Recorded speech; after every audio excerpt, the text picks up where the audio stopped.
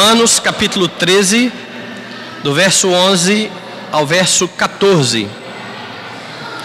E digo isto a vós outros que conheceis o tempo, já é hora de vos despertardes do sono, porque a nossa salvação está agora mais perto do que quando no princípio cremos. Vai alta a noite e vem chegando o dia. Deixemos, pois, as obras das trevas e revistamo-nos das armas da luz. Andemos dignamente como em pleno dia, não em orgias e bebedices, não em impudicícias de dissoluções, não em contendas e ciúmes, mas revesti-vos do Senhor Jesus Cristo, e nada disponhais para a carne no tocante às suas concupiscências. Amar, porque esse é um dever do cristão, foi o sermão que nós vimos na semana passada. E quanto a isso, Paulo fala, o amor não é uma opção, ela é uma dívida. Todos nós devemos isso. É uma dívida que não tem fim, é uma dívida que está expressa na lei. Ou seja, se você quer amar de verdade, você tem que olhar para a lei. Não existe amor verdadeiro sem cumprimento dos mandamentos, porque são os mandamentos de Deus que nos fazem amar de fato e de verdade. E o amor que é devido por nós busca o bem do próximo. E se vocês observarem aí no versículo 10, Paulo tinha dito o seguinte: o amor não pratica o mal contra o próximo, de sorte que o cumprimento da lei é o amor.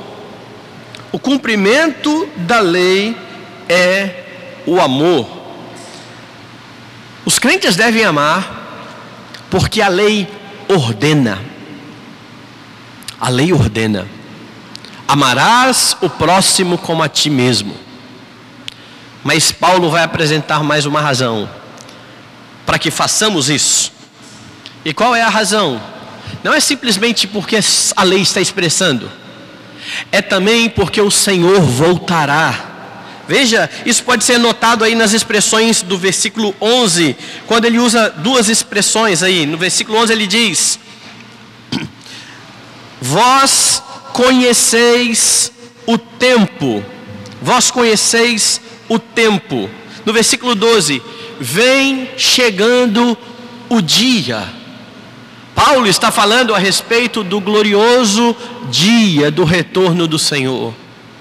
Paulo está falando que o Senhor retornará e que os crentes deveriam estar atentos para isso. Eles conheciam o tempo estava próximo, e o que Paulo expõe nesses versículos é como você deve aguardar a vinda do Senhor. Como é que você deve aguardar a vinda do Senhor? Veja como que Paulo estabelece essas questões. Paulo nos diz que você deve aguardar a vinda do Senhor estando desperto. Veja o versículo 11 e a primeira parte do versículo 12. E digo isto a vós outros que conheceis o tempo, já é hora de vos despertardes do sono, porque a nossa salvação está agora mais perto do que quando no princípio cremos. Vai alta a noite e vem chegando o dia. Vai alta a noite e vem chegando o dia. Veja que Paulo começa no versículo 11 dizendo: e digo isto, logo depois que ele falou de amar ao próximo. Eu digo para vocês, amem o próximo, porque vocês conhecem o tempo. Amem o próximo, porque vocês sabem que o tempo também está próximo. Paulo está chamando a atenção para a iminência da vinda do Senhor Jesus Cristo. É nisso que nós cremos. A vinda do Senhor é iminente. Ele pode voltar a qualquer momento. E por que ele não voltou ainda? Porque ainda não cumpriu o tempo. Mas o tempo está próximo. O tempo está próximo. Essa é uma expressão que aparece desde os escritos do Novo Testamento. E essa expectativa da igreja, viver entendendo que a qualquer momento o Senhor pode retornar para julgar vivos e mortos. No capítulo 8, se você lembrar bem, volte aí as páginas da sua Bíblia. Paulo já havia tratado de algo bastante interessante. Veja, a partir do verso de número 18. Paulo estava dizendo àqueles irmãos que enfrentavam sofrimentos o seguinte: porque para mim tenho por certo que os sofrimentos do tempo presente não podem ser comparados com a glória a ser revelada em nós. Paulo está dizendo: fiquem tranquilos com as tribulações, porque isso que nós estamos experimentando aqui, isso não é nada perto da glória que será revelada em nós. E Paulo vai falar nesse contexto aqui que a criação, toda a criação, a um só tempo geme esperando a vinda do Senhor. E a igreja divina então está nessa expectativa, e nisso deveria estar a esperança do cristão. A esperança não é, vão acabar os meus problemas aqui agora. A esperança é, o dia vem, o dia está chegando. Esse sofrimento não pode ser comparado com a glória a ser revelada em nós. E agora no capítulo 13, onde nós estamos, ele usa uma figura para ilustrar como que os crentes devem viver nesse tempo em que estão aqui passando por tribulações, vivendo nesse mundo caído. A figura que Paulo vai usar é bastante interessante. Veja o que ele diz: já é hora de vos despertardes do sono. Em outras palavras, Paulo está dizendo: acordem, está na hora de acordar, não durmam, estejam bem despertos. E a razão? A nossa salvação, veja lá, a nossa salvação está agora mais perto do que quando no princípio cremos. O que Paulo está dizendo é: olha, não sejam negligentes no seu serviço, em tudo aquilo que ele vem falando. Louve a Deus, ame o próximo, ame os inimigos, respeitem as autoridades, paguem a dívida do amor, cumpram tudo isso, cumpram todos os seus deveres, não durmam, não sejam negligentes, porque o tempo está próximo. O tempo está próximo. E é interessante que Paulo começa dizendo para eles, e ele se inclui quando ele diz: a nossa salvação está agora mais perto do que quando no princípio cremos. E é exatamente por isso que é fato que Paulo está tratando aqui da vinda de Cristo. Paulo sabe que nós já fomos salvos, ele já expôs isso. Paulo sabe que nós já fomos então unidos a Cristo, nós morremos com Ele, ressuscitamos com Ele, estamos unidos a Ele. Mas Paulo sabe que há na salvação, e ele disse isso, né, que todas as coisas cooperam para o bem daqueles que amam a Deus e que são chamados segundo o seu propósito, de nos fazer semelhantes ao Filho. Qual é esse propósito? Aqueles que Ele conheceu, predestinou. Aos que predestinou, chamou. Aos que chamou, justificou. E esses serão glorificados. Quando? Na vinda do Senhor. Eles já são salvos, mas eles serão salvos, plenamente salvos. Porque a salvação teve início, mas ela vai se consumar na vinda do Senhor, quando esse corpo for totalmente restaurado, glorificado, a fim de ser como o corpo do Senhor Jesus Cristo. E é por isso então que Paulo chama a atenção. Eu digo isso para vocês que conhecem o tempo: acordem, acordem, porque a nossa salvação está mais próxima do que quando nós cremos do princípio. O Senhor está retornando, é o ponto aqui de Paulo. E ele continua então explorando essa figura, porque ele diz aí no versículo 12: vai alta a noite e vem chegando o dia. O que Paulo quer dizer com isso? Está dizendo: olha, a noite já está avançada, ela está terminando, e quando a noite termina, raia o sol, brilha o dia. A figura é esse mundo em trevas é um mundo quebrado. Mas o sol da justiça há de brilhar. O sol da justiça retornará. A noite vai se findar. É isso que ele está dizendo. Por isso, não se conforme com esse mundo. Não viva como esses que vivem nas trevas. Nós não somos esses das trevas. Nós não partilhamos das obras das trevas. Nós vivemos como pessoas do dia. Nós vivemos como aqueles que foram arrancados desse mundo e que estão sendo transformados pela renovação da mente para serem conformes o Senhor Jesus Cristo. Então os crentes não podem viver de forma negligente, viver de qualquer forma, porque o dia está nascendo, porque o Senhor está retornando. E veja, Paulo está em pleno acordo com Pedro. Volte lá na epístola de Pedro, no capítulo 1, verso de número 19.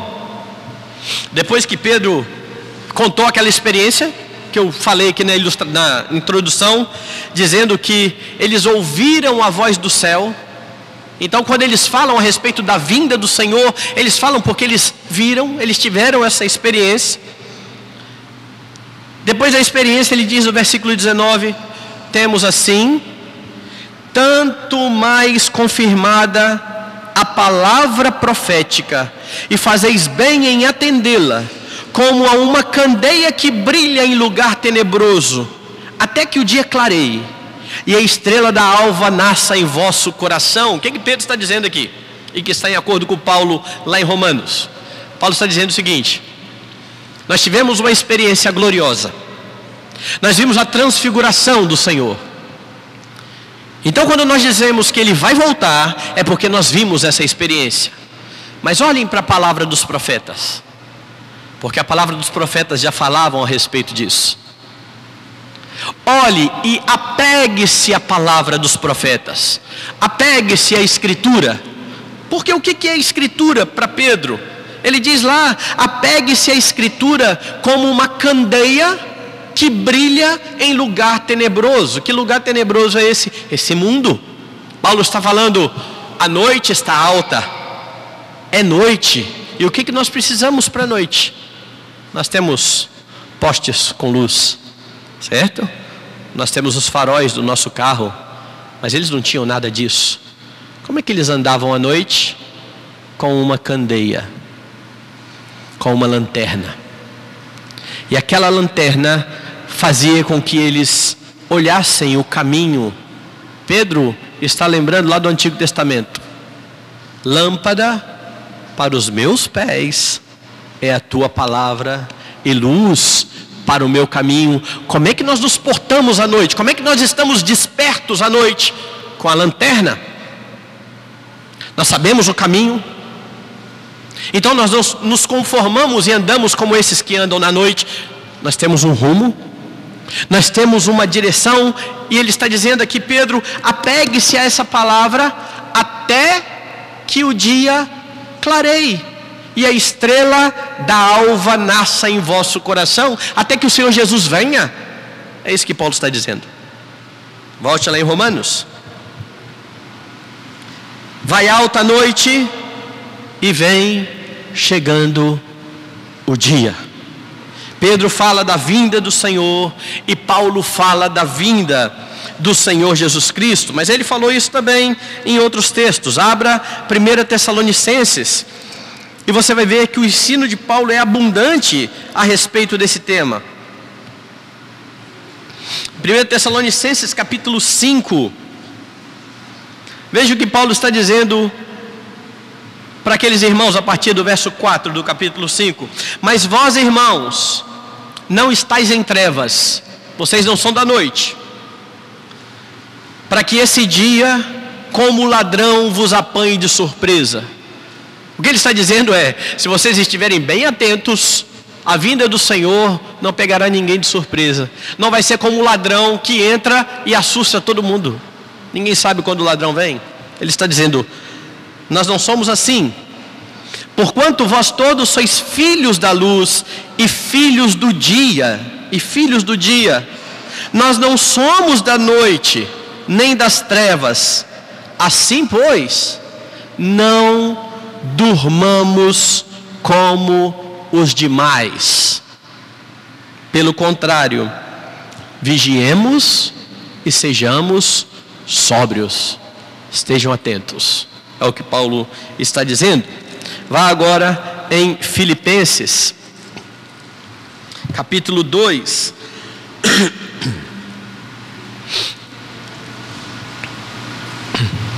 Em Filipenses capítulo 2, a partir do verso 12, Paulo está exortando os irmãos a caminharem em santidade, dizendo: desenvolvam a vossa salvação com temor e tremor. É esse o contexto aqui. E a partir do verso 14 ele diz: fazei tudo sem murmuração nem contenda, para que vos torneis irrepreensíveis e sinceros, filhos de Deus inculpáveis, no meio de uma geração pervertida e corrupta, na qual resplandeceis como luzeiros no mundo, preservando a palavra da vida, para que no dia de Cristo eu me glorie de que não corri em vão, nem me esforcei inutilmente. O ensino de Paulo é claro: Cristo vem, esteja vigilante. Tome a sua candeia. Saiba o caminho que você deve andar, porque nós não somos da noite, nós somos do dia, e a noite está acabando. Andem desde já como pessoas do dia. João falou a respeito disso também na sua primeira epístola, 1 João capítulo 2, verso 8. Todavia vos escrevo novo mandamento, aquilo que é verdadeiro nele e em vós, porque as trevas vão se dissipando e a verdadeira luz já brilha. O ensino do Novo Testamento, meus irmãos, é claro e é abundante. A noite está terminando, o Senhor vem. Como é que você espera o Senhor acordado? Não durma,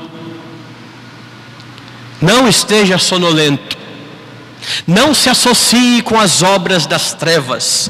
Paulo então chama os cristãos à sua responsabilidade diante do dia do Senhor, e é assim que você deve andar. Você deve caminhar em santidade. Viver de forma negligente, desconsiderando os mandamentos do Senhor, é viver dormindo. Quem não atenta para a lei do Senhor está dormindo. Acorde, acorde.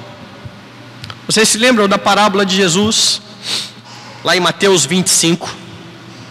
Em Mateus 25, Jesus conta a parábola das virgens.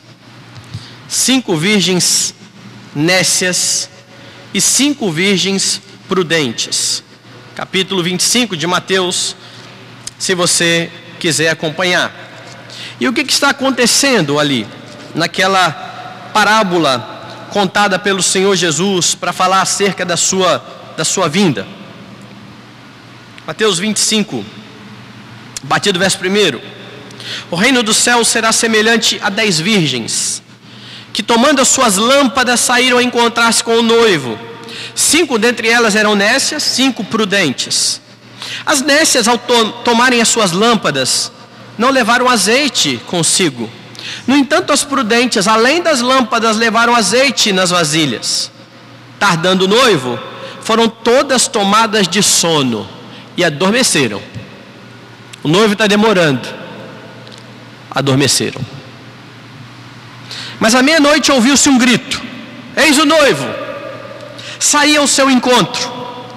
Então se levantaram todas aquelas virgens, prepararam as suas lâmpadas, e as nécias disseram às prudentes: dai-nos do vosso azeite, porque as nossas lâmpadas estão se apagando. As prudentes responderam: não, para que não nos falte a nós e a vós outras. Se nós dermos do nosso azeite para vocês, falta para todo mundo e ninguém vai chegar no noivo. Vocês não trouxeram. Então elas dizem mais: ide antes aos que o vendem, comprai-o. Saindo elas para comprar, chegou o noivo. E as que estavam apercebidas entraram com ele para as bodas e fechou-se a porta. Mais tarde chegaram as virgens nécias, clamando: Senhor, Senhor, abra-nos a porta. Mas ele respondeu: em verdade vos digo que não vos conheço. Vigiai, pois porque não sabeis o dia nem a hora. A parábola é contada para apontar para a necessidade de estar acordado, atento, vigilante. Vigiem, vigiem. Paulo está dizendo: acorde, acorde. A ideia de viver em santidade, irmãos, até que o Senhor venha, passa também pela ideia de retribuição, porque haverá no dia do Senhor retribuição. Paulo diz que importa que todos nós compareçamos perante o tribunal de Cristo para receber conforme o que fizemos por meio do nosso corpo. Ele fala isso na segunda epístola aos Coríntios, capítulo 5. Vigie, acorde, tenha esperança, porque este tempo de trevas está acabando, porque o dia irá raiar. Então exulte e anseie pela vinda do Senhor, porque o tempo da plena redenção está se aproximando. É por isso que as tribulações, Paulo disse no capítulo 8, elas não deveriam roubar a nossa alegria. Elas não podem ser comparadas com aquilo que vamos experimentar no dia do Senhor. Então abandone o viver conforme esse mundo. É isso que Paulo continua na sequência, dos versículos 12b até o versículo 13. Como é que você espera a vinda do Senhor? Ande de modo digno. Veja lá. Volte a Romanos 13.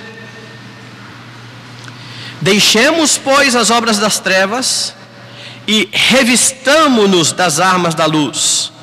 Andemos dignamente como em pleno dia, não em orgias e bebedices, não em impudicícias e dissoluções, não em contendas e ciúmes. Veja o desenrolar de Paulo. Primeiro Paulo fala assim: acordem, acordem, estejam bem despertos, andem de forma digna.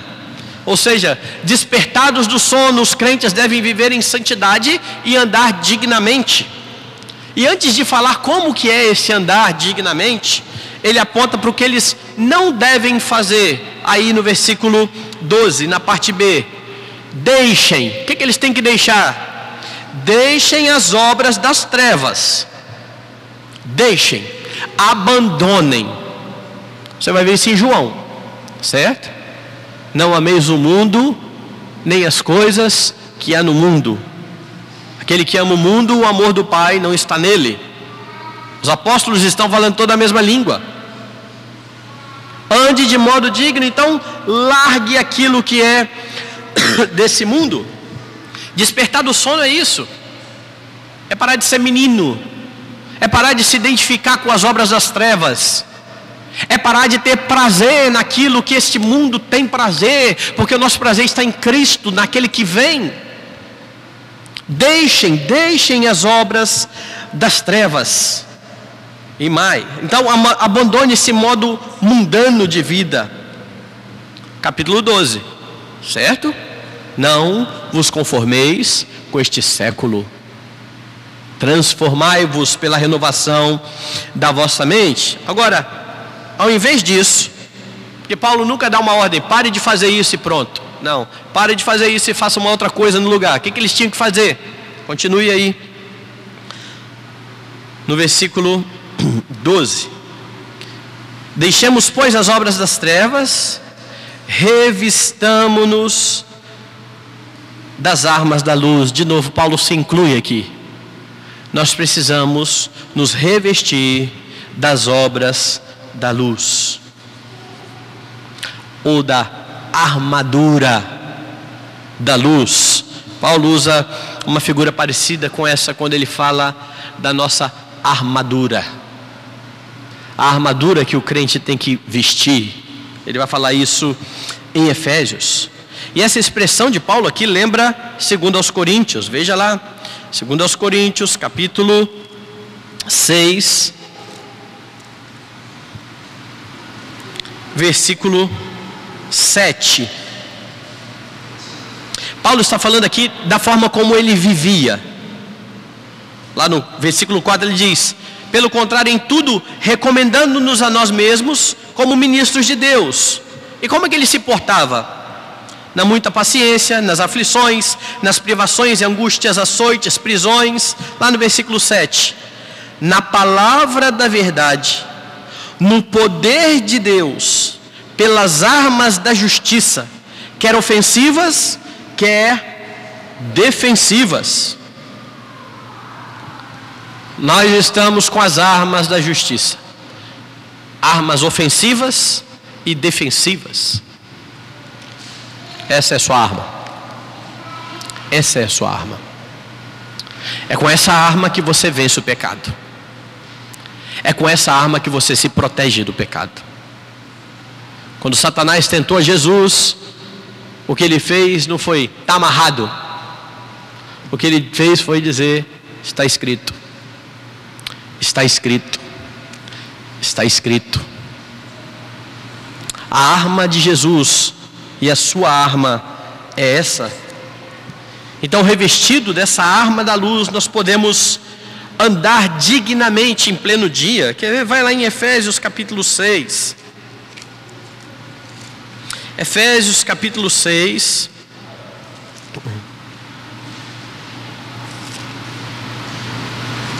A partir do verso 10, Paulo está falando da nossa armadura.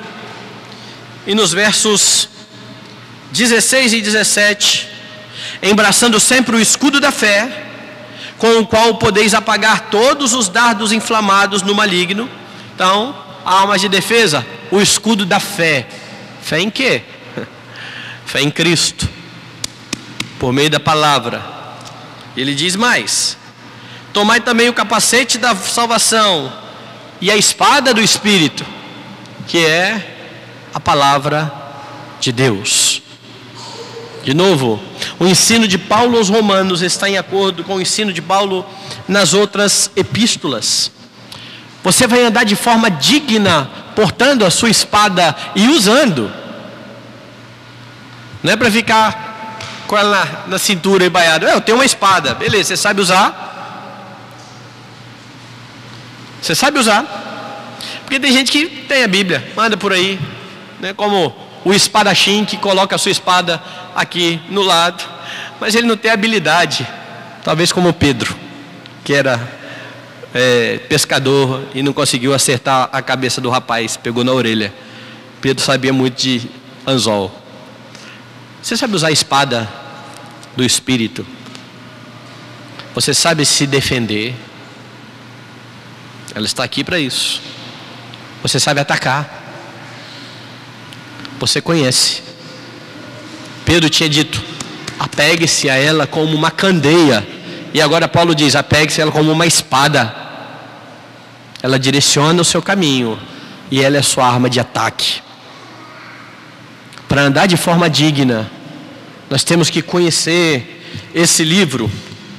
E Pedro continua, ou Paulo continua, verso 13: andemos dignamente, como em pleno dia. De novo ele repete a figura: não em orgias e bebedices, não em impundicícias e dissoluções, não em contendas e ciúmes. Ele cita algumas das obras das trevas, ele não cita todas.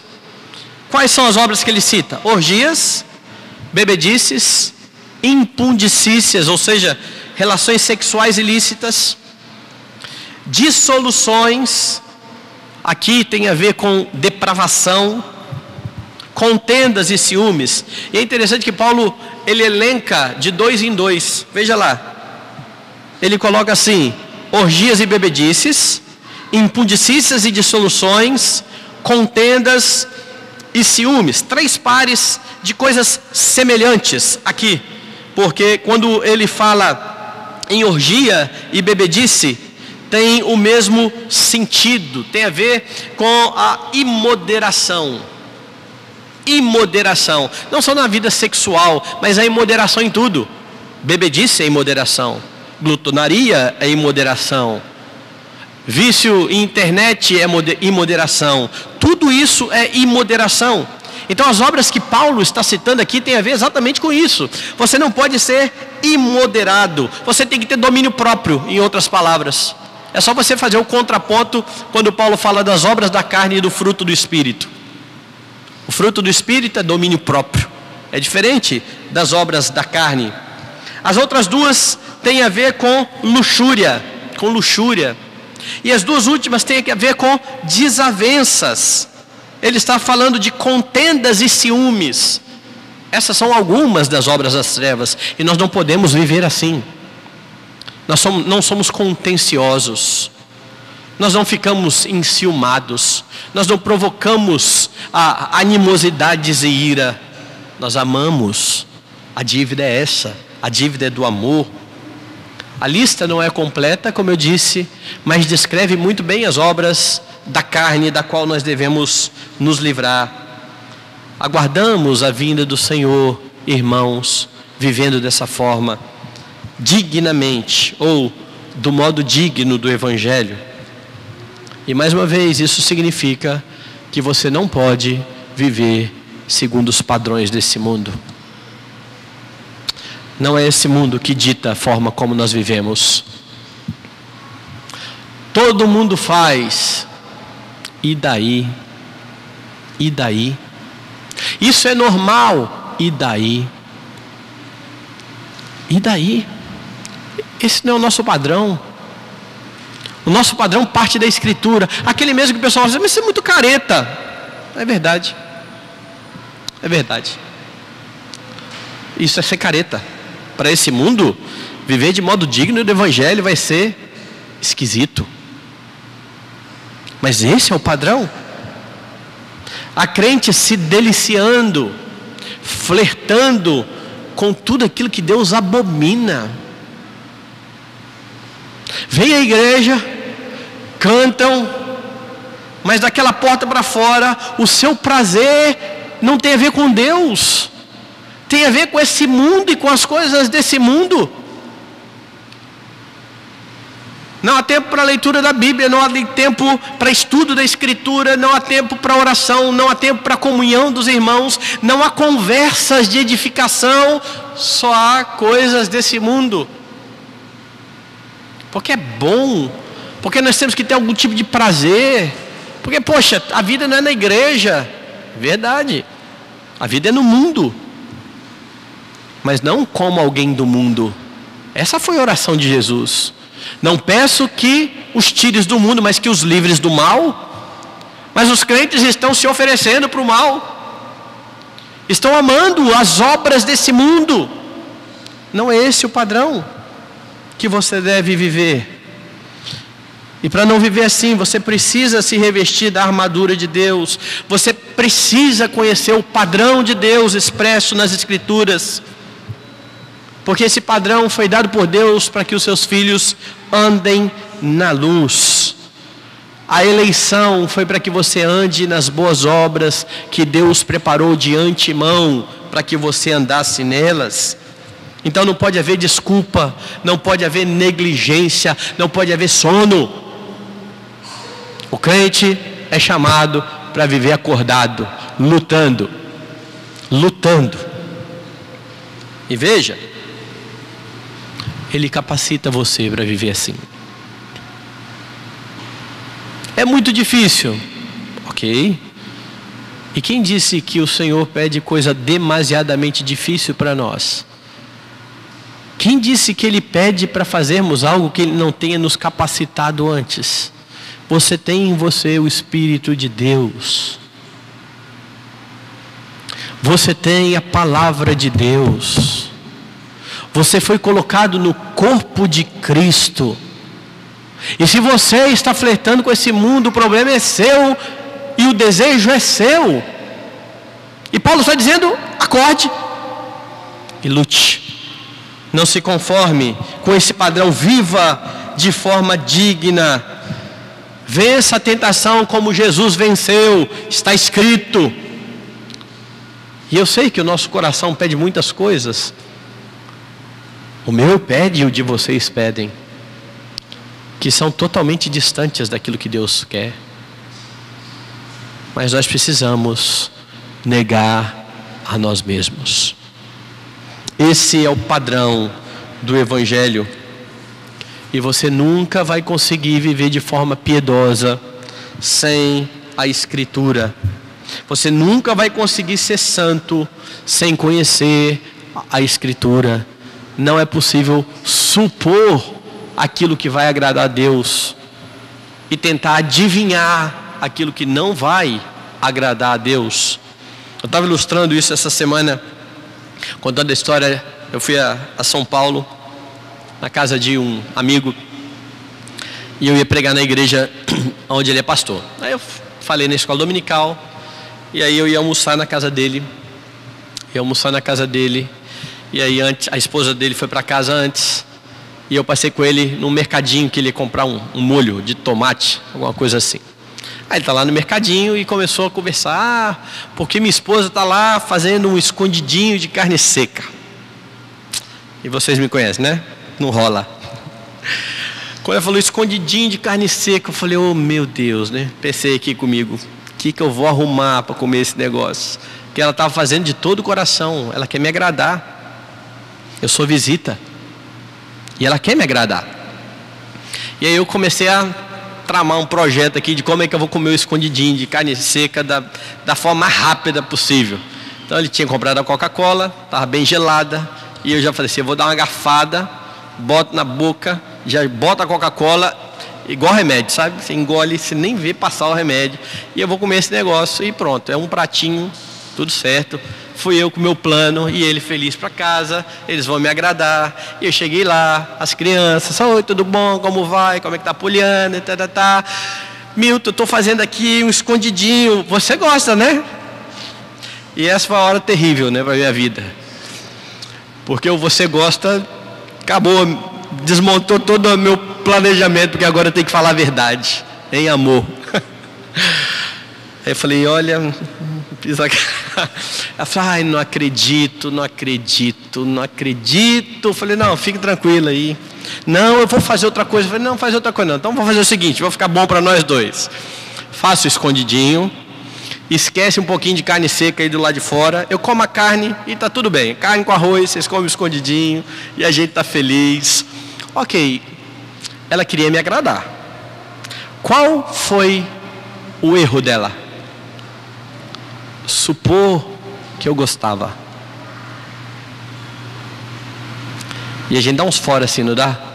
Vem alguém na minha casa e eu falo assim: eu acho que eu vou fazer sei lá, como é? Um enroladinho de espinafre com ricota e rúcula. Todo mundo deve gostar desse negócio, certo? E eu vou oferecer para mim. Eu não posso supor, se eu quero agradar de fato, eu não posso supor o que a pessoa gosta e o que ela não gosta. Porque com toda a boa vontade do meu coração, se eu não souber o que a pessoa gosta, eu posso errar. Eu posso acertar sem querer, mas eu posso errar, e é mais fácil eu errar. E se você quer agradar a Deus, saiba do que Deus gosta. Ele deixou aqui. Você não precisa ficar supondo não essas coisas. Deus falou assim: ó, o que eu gosto está aqui, o que eu não gosto está aqui. Quer agradar a Deus? Conheça. Não há vida piedosa sem conhecimento da lei do Senhor. As obras da carne devem ser reprimidas, Deus as odeia. Você tem condições de fazer isso, de mortificar a sua natureza terrena. Você não pode estar envolvido com as obras associadas às trevas, imoderação, luxúria, desavenças. Na igreja não pode haver partidarismo, não pode haver fofoca, não pode haver conchavo, não pode haver ciúme, não pode haver imoderação. Não pode. Devemos aguardar a vinda do Senhor, vivendo de forma digna. Mas Paulo continua e fala mais. Você deve aguardar a vinda do Senhor, revestindo-se de Cristo. Verso 14. Mas revesti-vos do Senhor Jesus Cristo, e nada disponhais para a carne no tocante às suas concupiscências. Veja que Paulo começa o verso 14 com um mais. Por que o mais? Porque ele está contrapondo. Não ande em bebedice, não ande em impudicícia, não ande em dissolução, não ande em contenda, não ande em ciúme, mas revista-se de Cristo. Você viu que interessante? Paulo não está dizendo para eles simplesmente mudarem a forma de se portar, porque não é assim. Isso é legalismo, simplesmente. Isso é programação das pessoas. Você fazer isso, passe a fazer isso. Ok, mas como é que eu consigo fazer isso? Revestindo-se de Cristo. É por isso que se eu sou imoderado, eu agora não procuro moderação, eu procuro a Cristo. Porque se eu estiver em Cristo, eu vou ter moderação. Se eu sou pavio curto, eu não vou procurar ser mais calmo, eu vou procurar Cristo. Porque se eu estiver em Cristo, eu terei domínio próprio. Veja que quando Paulo fala das obras da carne, as obras são minhas. Obra da carne. Mas o fruto não é meu. O fruto é do Espírito. E eu só frutifico se eu estiver em Cristo. Sem mim, nada podeis fazer. Agora, se vocês estiverem em mim, vocês vão frutificar. A vida cristã não é pare de fazer isso e faça aquilo. É arrependa-se desse pecado, creia em Cristo e Ele te habilita a frutificar. Por isso que quando Ele fala para andar em santidade, Ele não fala fabrique santidade, produza santidade. Revista-se de Cristo. Você está unido a Ele. Associe-se a Ele. Seja mais parecido com Ele. Porque revestir-se de Cristo é exatamente isso. É identificar-se com Ele. Ele é o padrão para a nossa conduta cristã. E como afirmou Paulo, aqui mesmo em Romanos, a nossa eleição foi para sermos conformes à imagem dEle. É por isso que não há religião de obras. É por isso que nós não fazemos essas coisas para Deus nos salvar. Nós produzimos esses frutos de santidade, porque o Senhor nos salvou. Uma imagem bonita a respeito disso, eu acho que é a imagem do Salmo 1. Quando Deus vai lá no Salmo 1, fala como que é a forma que não devemos ser, certo? Veja que o padrão é o mesmo. Bem-aventurado o homem que não anda no conselho dos ímpios, não se detém no caminho dos pecadores, nem se assenta na roda dos escarnecedores. Bem-aventurado é aquele que não está dormindo e que está se identificando com as obras das trevas. Pegando então o gancho de Paulo lá. Antes, o seu prazer está na lei do Senhor, e na sua lei medita de dia e de noite. Como é que é essa pessoa? Ele é como árvore plantada. Isso é passivo, certo? A ação não é da árvore, a ação é de Deus. É Deus quem plantou. E Deus plantou aonde? Junto à corrente das águas. Por que Deus fez isso? Plantou junto à corrente das águas, para que no devido tempo dê o seu fruto, e tudo quanto faz será bem sucedido. Isso te lembra Jesus? Não fostes vós que me escolhestes a mim, pelo contrário, eu vos escolhi a vós outros, e vos designei, para que vades e deis fruto, e o vosso fruto permaneça. Ele falou isso depois de que ele tinha dito: se vocês permanecerem em mim, vocês vão frutificar. Sem mim, nada podeis fazer. Você tem que aguardar a vinda do Senhor em santidade, mas para isso você tem que se revestir do Senhor Jesus Cristo. Paulo está expondo o mesmo que ele falou aos Efésios. De novo, vá lá em Efésios, capítulo 4 agora, e veja o que ele fala no versículo 22. Eu vou ler a partir do 20. Mas não foi assim que aprendestes a Cristo, se é que de fato tendes ouvido, e nele fostes instruídos, segundo é a verdade em Jesus, no sentido de que quanto ao trato passado, qual era o trato passado? Veja lá a partir do verso 17, você vai ver qual era. Isto, portanto, digo, e no Senhor testifico, que não mais andeis como também andam os gentios, na vaidade dos seus próprios pensamentos, obscurecidos o entendimento, alheios à vida de Deus por causa da ignorância em que vivem, pela dureza do seu coração, os quais, tendo se tornado insensíveis, se entregam à dissolução, para com avidez cometerem toda sorte de impureza. Esse era o trato passado. E Paulo está dizendo: vocês não são assim, não é isso que vocês aprenderam. Então, quanto ao trato passado, se despojem disso. Tirem essa roupa, joguem essa roupa fora. E aí, o que eu faço? Coloque uma outra roupa. Qual é a outra roupa? Continue o texto.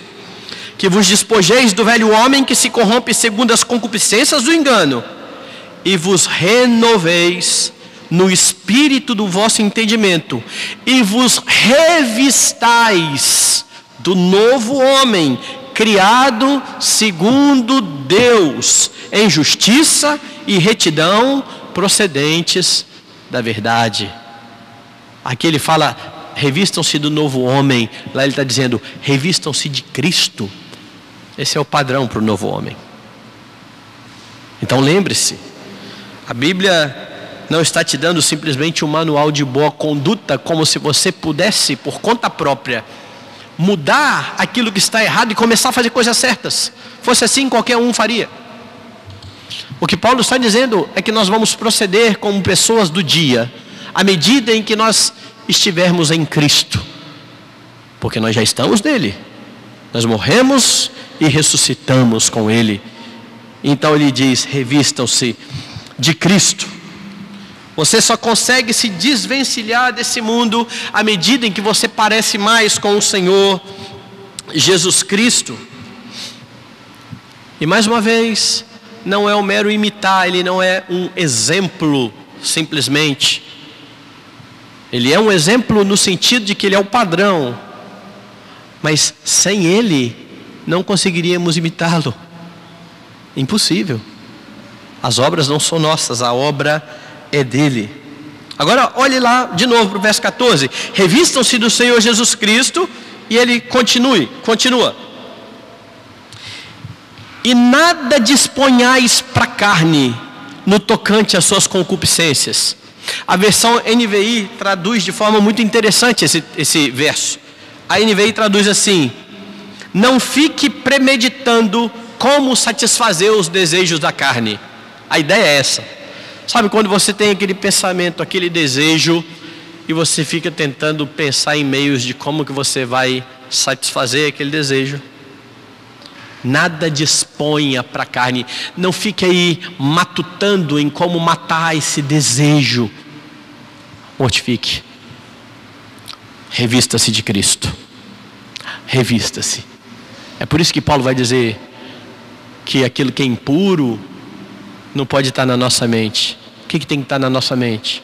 O que é bom, o que é de boa fama, se alguma virtude há, se algum louvor existe, seja isso que ocupe o vosso pensamento. Ou seja, não faça provisão para o pecado.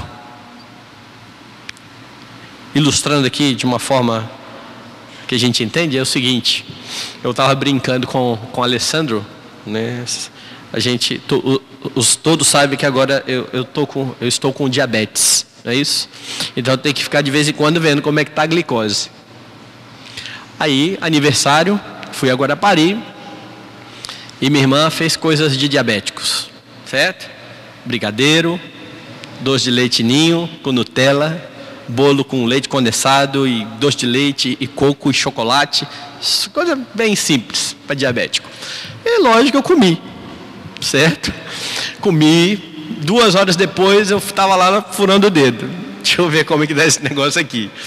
E aí 2 horas depois que você come, pode dar até 140, né? Aí eu furei o dedo, 122. Aí eu brinquei depois, falei assim, rapaz, podia ter comido mais 5 brigadeiros, né? Você sabe o que é isso? Isso aqui é fazer provisão para a carne. Se você quer uma boa ilustração para isso, é exatamente isso. Fazer provisão da carne, como é que eu posso satisfazer minha vontade de comer brigadeiro se eu não posso? Bom, eu medi, dá para ir até aqui. Não fique procurando maneiras de pecar. É isso que Paulo está dizendo. Não disponha para a carne, mas para isso, revista-se de Cristo. Porque estar em Cristo é abrir mão dos seus próprios desejos. E essas coisas caminham juntas. À medida em que o crente vai se revestindo de Cristo, ele vai odiando mais as coisas desse mundo. Elas vão caminhar juntas e sempre vai ser dessa forma. Então veja, você não tem condições de andar do modo digno do Evangelho, a menos que você se revista de Cristo a cada dia, a cada dia. Então não busque um padrão moral, simplesmente. O que eu preciso para ser crente? Não roubar, não matar. Se fosse assim, tinha um monte de crente por aí, ateus crentes. Eles são, né? Mas crentes em Cristo. Porque eles não matam, não roubam, não adulteram. Não é isso somente. Eu tenho que saber por que eu estou fazendo essas coisas e Deus tem que ser glorificado quando eu faço todas essas coisas. Porque eu frutifico para Ele e eu vivo para a glória dEle. Essa é a toada lá do capítulo 12. Dele, por meio dEle, para Ele são todas as coisas. Ou do final do capítulo 11. Jesus foi bem enfático a respeito disso. Sem mim nada podeis fazer, não caminhe sozinho. Você não precisa caminhar sozinho. Ele caminha com você e por você. E nele, estando em Cristo, você pode cumprir tudo o que Ele ordena. E buscando a Cristo e conformando-se a Ele, você tem força para lutar contra o pecado. De outra forma, impossível. Mas estando nele, você frutificará amor, alegria, paz, longanimidade, benignidade, bondade, fidelidade, mansidão, domínio próprio. Tudo isso é fruto seu, do Espírito. Do Espírito. Ande no Espírito, unido ao Senhor Jesus Cristo. Essa caminhada é a caminhada onde nós cada dia mais deixamos Adão para trás, o velho homem, e nos aproximamos do novo homem, do segundo Adão, do Senhor Jesus Cristo, que nos redimiu. Nele temos condições de agradar a Deus e somente nele. Então não premedite o pecado, não premedite, não transija com o pecado, não brinque com o pecado. O pecado para nós tem que ser algo acidental. Lembra de João? Estas coisas vos escrevo para que não pequeis, se todavia pecares, temos advogado junto ao Pai. A ideia é, caso aconteça, Jesus é o advogado. Não é, faz tudo que tem de errado que você tem um bom advogado. Não é isso a ideia. É, se você pecar, você tem um bom advogado.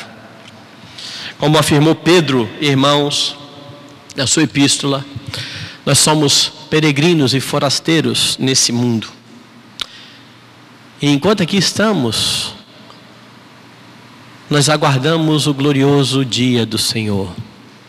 E conforme Paulo, vai alta noite. O dia se aproxima. Como é que você aguarda esse dia? Acordado. Esteja desperto. Não se associe com as obras da noite. Ande de modo digno. Está tudo aqui, expresso na Escritura. Revista-se de Cristo, porque sem Ele, você pode ler, conhecer, e você não vai cumprir. Revista-se do Senhor Jesus Cristo, porque você só caminha em santidade unida a Ele, e se você é crente, você já está unido a Ele. Aproprie-se dessa bênção. Se você não creu em Cristo, creia. Arrependa-se dos seus pecados, pois unido a Ele, você pode caminhar também dessa forma. E viva assim para a glória de Deus. Não encare o pecado como algo normal e corriqueiro. Não viva como se Cristo não fosse voltar. Porque o dia está chegando. Vivamos como pessoas que conhecem o tempo. Até o dia em que estaremos diante dele. Naquele dia em que ele irá julgar vivos e mortos. E consumar de uma vez por todas a nossa redenção. Até lá, a nossa oração é aquilo que nós cantamos em um dos nossos hinos. Com tua mão segura bem a minha, pois eu tão frágil sou, ó Salvador, que não me atrevo a dar jamais um passo sem teu amparo, Cristo, meu Senhor. Vamos orar, curve a sua cabeça. Nós exaltamos, Senhor, o teu glorioso nome. Agradecemos a tua palavra, que é a lâmpada para os nossos pés e a luz para o nosso caminho. Palavra viva e eficaz, que penetra o nosso coração e discerne os pensamentos e os propósitos do nosso coração. Senhor, nós vimos na tua palavra que não conseguimos frutificar sem estar em ti. Por isso, ó Senhor, nos ajude a estar no Senhor e a buscar o Senhor.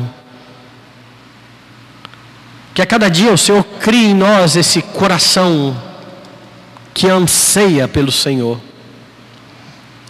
Para que, ó Deus, ansiando pelo Senhor, deixemos as obras das trevas, deixemos de andar como aqueles que caminham para as trevas, mas vivamos como luzeiros do mundo, honrando e glorificando o teu nome, ansiando pelo dia em que estaremos para sempre com o Senhor. É a nossa oração, em nome de Jesus. Amém.